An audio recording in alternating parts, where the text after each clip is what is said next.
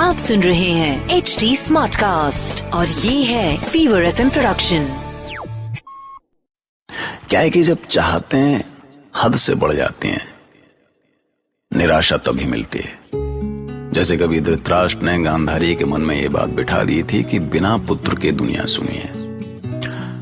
धृतराष्ट्र की बातें सुन सुनकर गांधारी ऐसी पागल हो गई कि उसने अपना ही नुकसान कर लिया। जबकि पांडु अपनी चाहत पूरी करने के लिए पत्नियों के साथ वन के लिए निकला तो उल्टे उसे किंदम ऋषि का शाप भी मिल गया। तब उसने कुंती को देवताओं की मदद से संतान पाने की छूट दे दी। ऋषि दुर्वासा के मंत्र से कुंती और माद्री के 5 बच्चे हुए। अब पांडु खुश था, पर मैं उसकी चाहतों के अभी भी खत्म न होने का साक्षी हूं। मैं आकाश हूं। मैंने देखा है कि कैसे माद्री के यौवन ने पांडु को शाप बुलाने पर मजबूर कर दिया। अरे, आप अभी तक जागे हैं? ये चांदनी रात मुझे सोने नहीं देती माद्री। रात गहरी हो गई, सब सो रहे हैं। पर आपको क्या हुआ?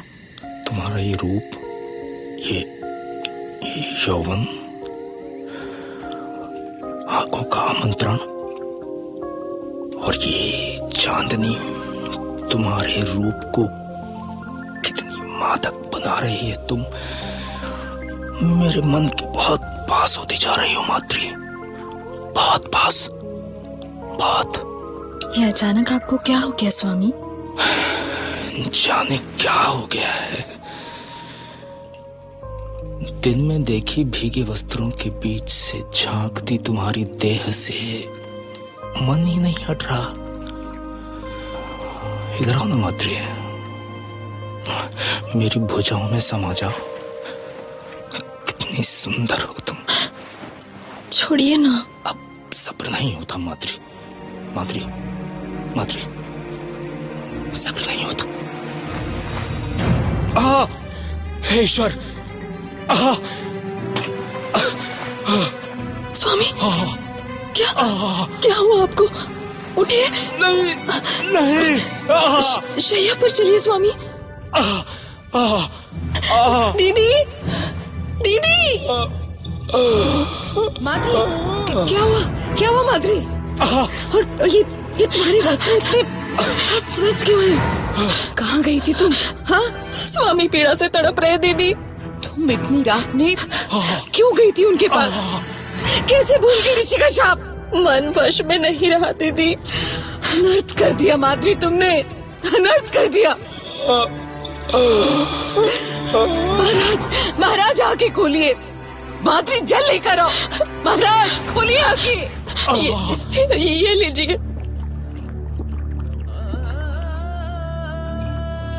कुंती, तुम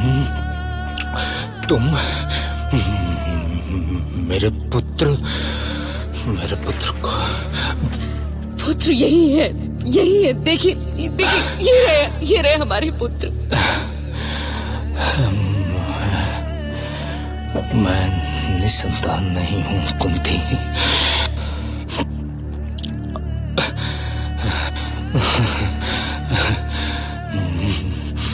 मैं निसंतान नहीं।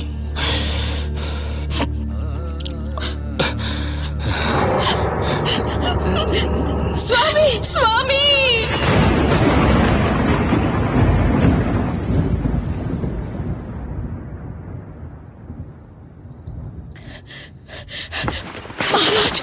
महाराज! स्वामी! महाराज! क्या हुआ गांधारी? क्या हुआ तुम्हें? बहुत बुरा स्वप्न देखा है महाराज। हाँ? लगा जैसे मेरे पुत्र अनाथ हो गए। नहीं, ऐसा नहीं होगा गांधारी। ईश्वर बहुत दयालु है। आओ तुम मेरे पास बैठो। आओ, यहाँ बैठो। मुझे डर लग रहा है स्वामी। आप ठीक तो है ना? अरे कुछ नहीं, मैं ठीक हूँ, बिल्कुल ठीक हूँ मैं।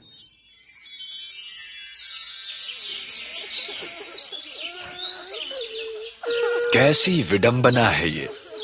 हस्तिनापुर का शक्तिशाली सम्राट अपने राज्य और अपने परिजनों से दूर भूमि पर मृत पड़ा है। देवी कुंती और माद्री की पीड़ा सही नहीं जाती। पति का मृतदेह उन्हें और दुखी कर रहा है। बच्चे भी जहां तहां पड़े हैं। हमें महाराज पांडु के देह संस्कार का प्रबंध करना चाहिए।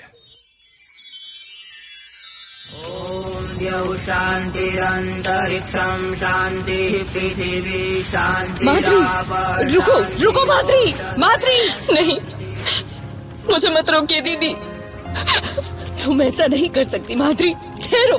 माद्री रुक जाओ। नहीं दीदी, मैं स्वामी के साथ चिता में जलकर अपनी भूल का प्रायश्चित करूंगी। नहीं माद्री नहीं, तुमने जानबूझकर कोई भूल नहीं की। क्षमा करे दीदी। अंतिम समय में मैं उनके साथ थी, मैं ही उनका काल बनी। बच्चों का ध्यान रखना दीदी, सदैव बहुत छोटा है, मुझे बहुत प्रिय है। चलती हूँ, मुझे आशीर्वाद दो। ये तुम ठीक नहीं कर रही हो माद्री, मत जाओ मत जाओ।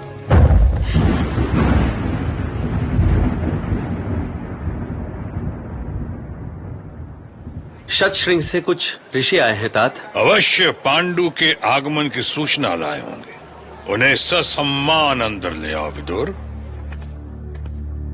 जय शिव शंभो। क्या हुआ? शतश्रृंग ऋषियों के मुख पे उदासी? दुखद समाचार है गंगा पुत्र। महाराज पांडु। सूचना क्या है?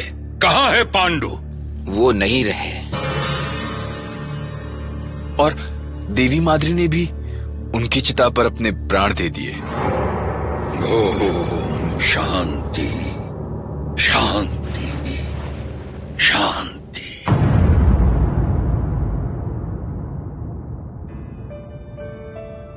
वो स्वप्न सच था महाराज। इस राज परिवार पर दुखों का पहाड़ टूट पड़ा। जीवन नश्वर है गांधारी, मृत्यु पर किसी का वश नहीं है। पर मन कहाँ समझता है। राजमाताएं तो जैसे पागल सी हो गई हैं। तुम सच कह रही हो, मैं भी उन्हें समझा नहीं पाया गांधारी। उन्होंने राज सुखों के त्याग का निर्णय लिया है। और बेचारी कुंती कैसे जिएगी? विपत्ति का ऐसा पहाड़ और 5-5 बालकों का बोझ। तात भीष्म और विदुर अब तक उन्हें लेकर हस्तिनापुर के लिए निकल चुके होंगे। यहाँ राजभवन में रहेंगी तो कोई कष्ट नहीं होगा उन्हें। नहीं जीजा श्री नहीं। नीच ग्रह कुंडली मारकर बैठ जाएं तो क्या वन और क्या राजभवन। दुख की इस घड़ी में ऐसी बातें मत करो शकुनी। मैं तो स्वयं चाहता था महाराज कि महाराज इस सब पर मट्टी डाल दें, पर क्या करूं, ये लंगड़ा जीवन की गति तो नहीं बदल सकता ना। देखिए ना महाराज, पांडु राज सिंहासन छोड़कर जीवन का सुख ढूंढने गए थे, किंतु जीवन ही गंवा बैठे। और उधर बेचारे उनके नन्हे नन्हे बच्चे दर दर की ठोकरें खाने को विवश है। खैर मेरा क्या है, अरे मट्टी डालो।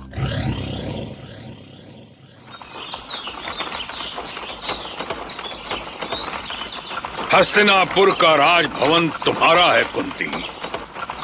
अपने पुत्रों के भविष्य के लिए हस्तिनापुर से मुख मत मोड़ो। देखो, पूरा राज परिवार तुम्हारे स्वागत में खड़ा है। कौन है ये? रथ पे पत्थर किसने मारा? बच्चे हैं तात, खेल रहे होंगे। किसी को चोट तो नहीं आई? गांधारी के बच्चों के फेंके एक पत्थर ने बता दिया कि कुंती के बच्चों का यहां स्वागत नहीं होने वाला है। पर कुंती के पास और कोई रास्ता भी नहीं था। आखिर बच्चों को लेके कहां जाती वो? ले दे के उसके यही तो थे अपने। इन्हें प्रणाम करो बच्चों, ये तुम्हारी बड़ी माँ है। बड़ी माँ, मेरा नाम युधिष्ठिर है। ये भीम, ये अर्जुन और ये नकुल और सहदेव है। धन्य भाग्य कुंती, धन्य भाग्य। बहुत प्यारे बच्चे हैं।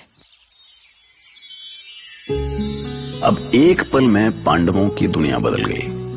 कहां झील और नदियों से घिरा शतशृंग और कहां हस्तिनापुर का राजभवन। सबसे बड़ा 5 साल का युधिष्ठिर हैरान था, पर भीम पर कोई खास फर्क नहीं पड़ा। वो खा पी कर खुश रहता। 100 कौरवों की भीड़ से पांडव कभी कभी परेशान हो जाते।